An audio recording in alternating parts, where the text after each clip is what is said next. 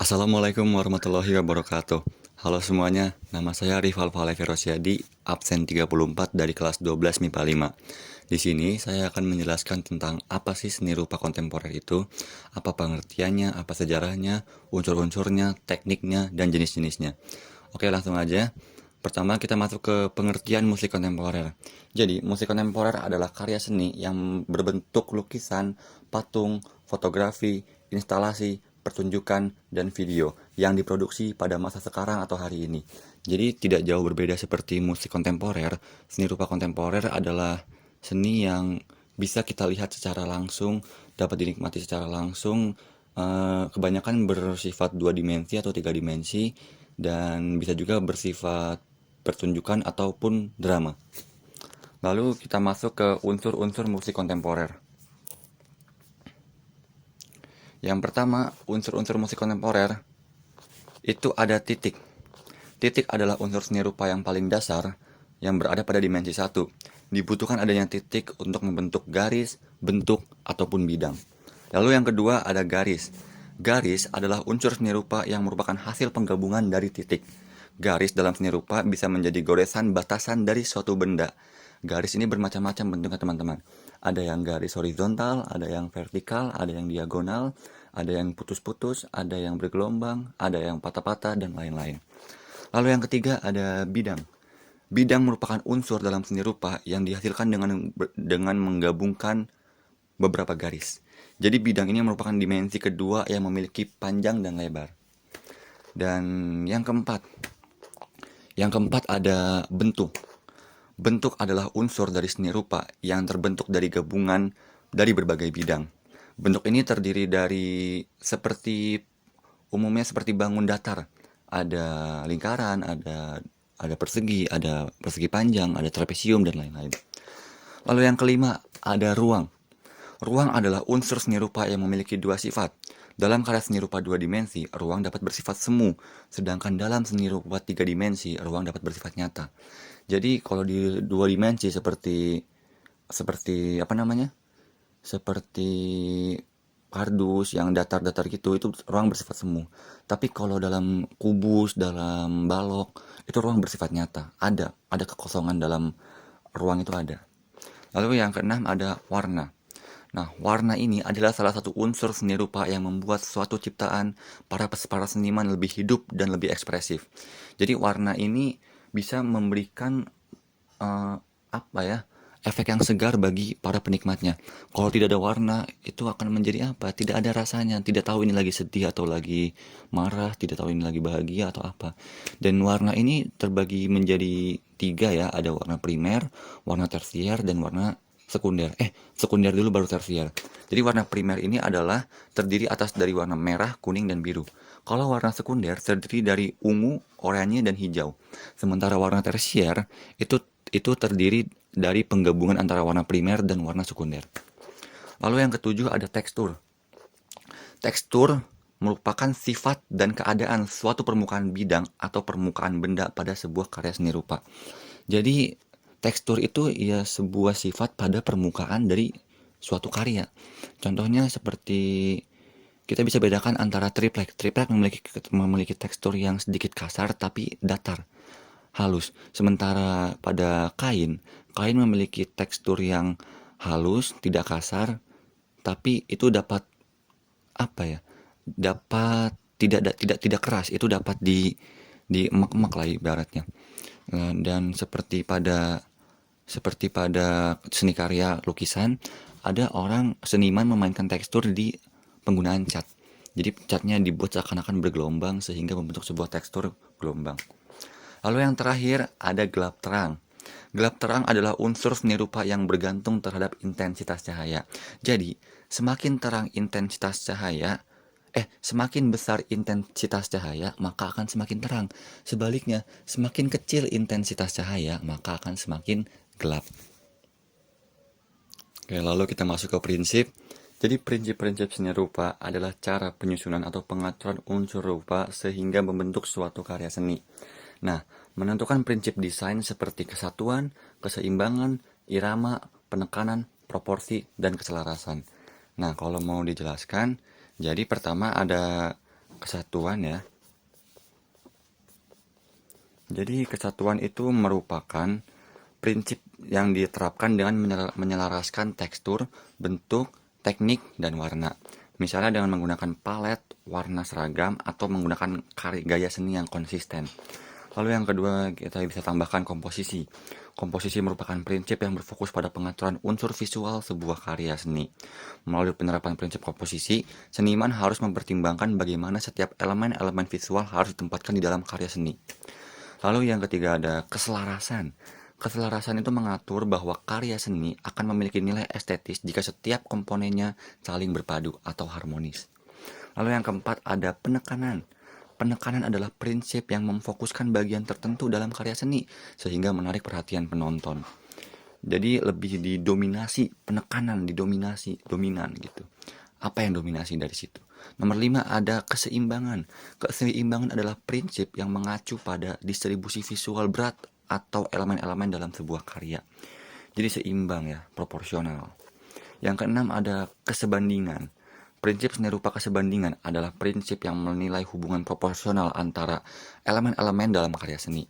Prinsip ini bisa diterapkan dengan memperhitungkan susunan dan perbandingan setiap elemen seni rupa. Yang ketujuh ada irama atau pengulangan.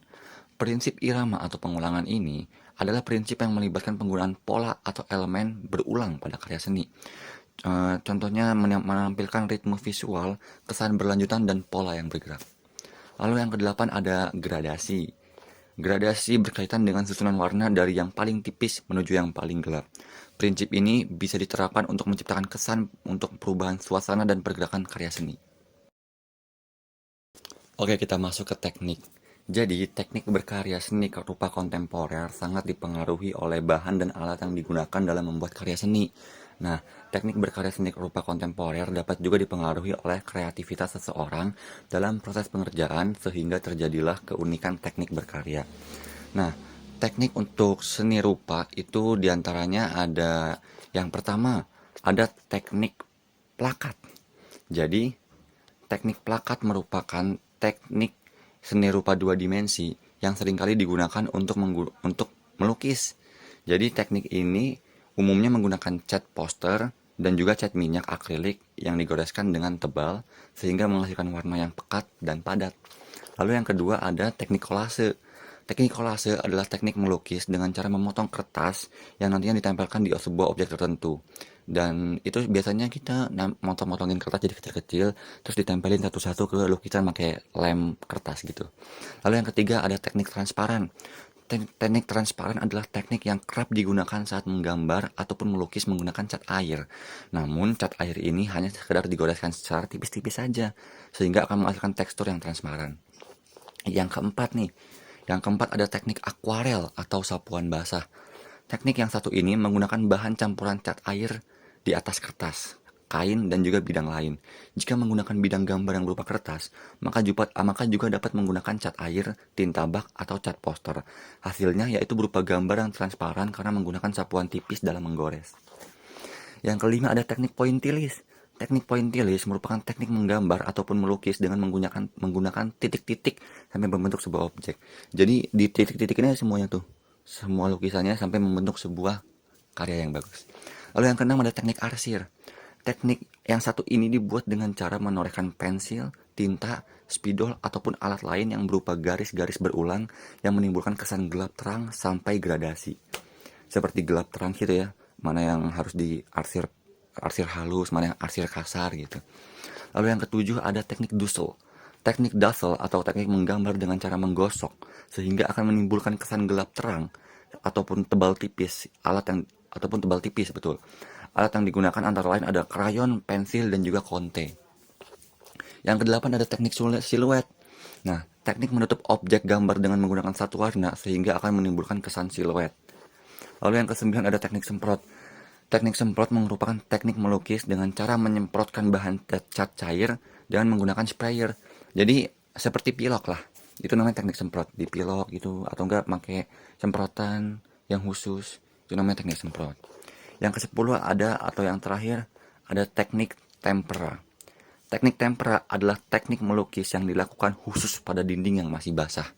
sehingga hasilnya akan menyatu dengan desain arsitek. Oke, selanjutnya ada sejarah seni rupa kontemporer. Jadi, seni rupa kontemporer ini muncul pertama kali di Indonesia pada tahun sekitar 1970-an oleh yang diperkenalkan oleh seniman bernama Gregorius Siddhartha Sugijjo. Nah, Gregorius Siddhartha Sugijjo merupakan seniman patung terkenal asal Yogyakarta yang memelopori seni kontemporer Indonesia untuk menamai karya-karyanya. Lalu, seni rupa kontemporer yang merupakan produk dari modernisasi dan berkembang di Barat. Sejak Perang Dunia Kedua, secara bahasa kontemporer memiliki makna modern atau masa kini. Seni kontemporer diproduksi pada paruh kedua abad ke-20 atau pada abad ke-21. Jadi itu adalah awal mulanya musik kontemporer ada di dunia maupun di Indonesia. Lalu kita masuk ke ciri-ciri musik seni rupa kontemporer. Lalu kita masuk ke ciri-ciri seni rupa kontemporer.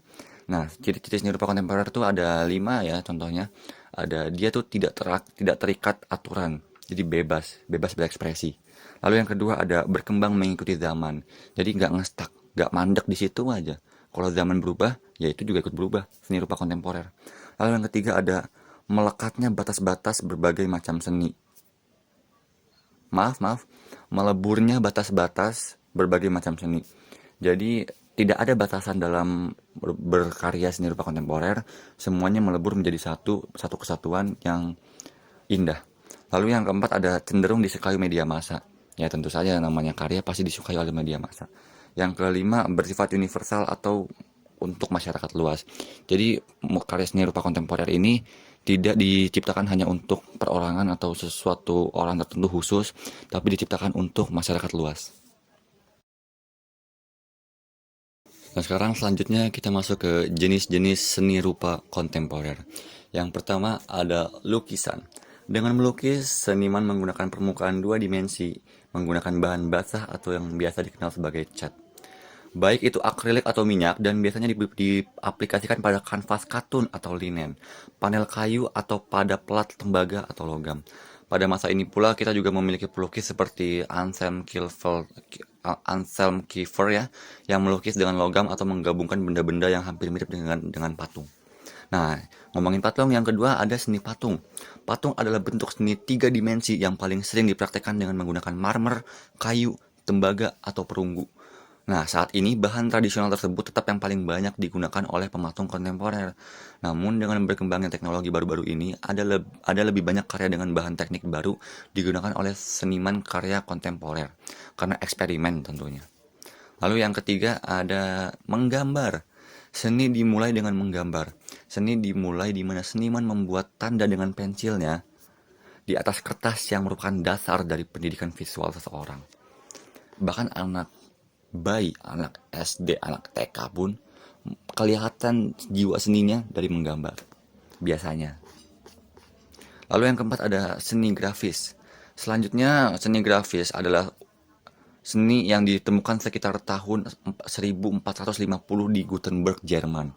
Nah, ukiran kayu, esa, litografi menghasilkan karya seni yang berfungsi sebagai katalis dan scenogami untuk seni. Hingga hari ini, seni grafis telah menjadi kategori seni yang penting dalam distribusi gambar dan seni. Yang kelima ada kolase.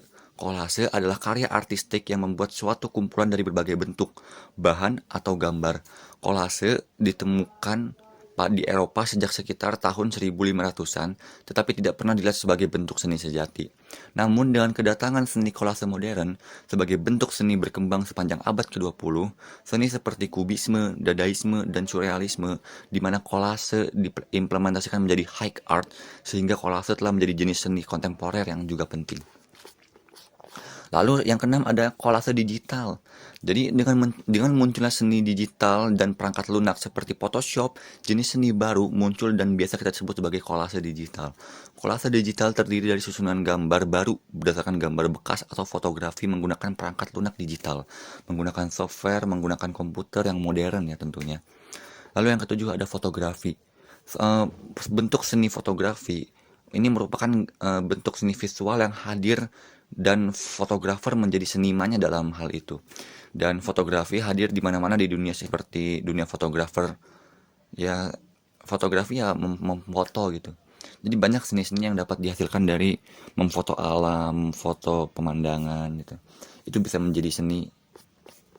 Yang kedelapan ada seni video. Jadi para seniman juga telah tertarik pada gambar bergerak sejak awal dan bereksperimen dengan film dan video. Misalnya video abstrak karya Laszlo Moholy-Nagy atau film minimal karya Andy Warhol. Jadi ya video ini bisa jadi karya seperti film, seperti video pendek dan lain-lain. Lalu ada seni instalasi. Seni instalasi sangat terkait dengan gerakan seni konseptual art. Karya seni instalasi adalah karya seni rupa tiga dimensi yang di dalamnya terdiri dari satu atau lebih objek dalam suatu ruang. Dengan seni instalasi, penggunaan barang jadi seperti kursi adalah praktik yang sangat umum. Seni instalasi dapat dilihat dari berbagai jenis patung kontemporer di mana berbagai bahan digunakan secara tidak konvensional. Hal tersebut yang membedakan dari patung tradisional. Lalu yang ke-10 ada land art. Jenis seni selanjutnya adalah land art. Pada seni land art, seniman adalah arsitek landscape yang mendesain ulang lingkungan. Contoh paling terkenal dari gerakan dan jenis seni kontemporer ini adalah Spiral Jetty dan Robert Smithson dari tahun 1970. Lalu yang ke-11 ada intervention art.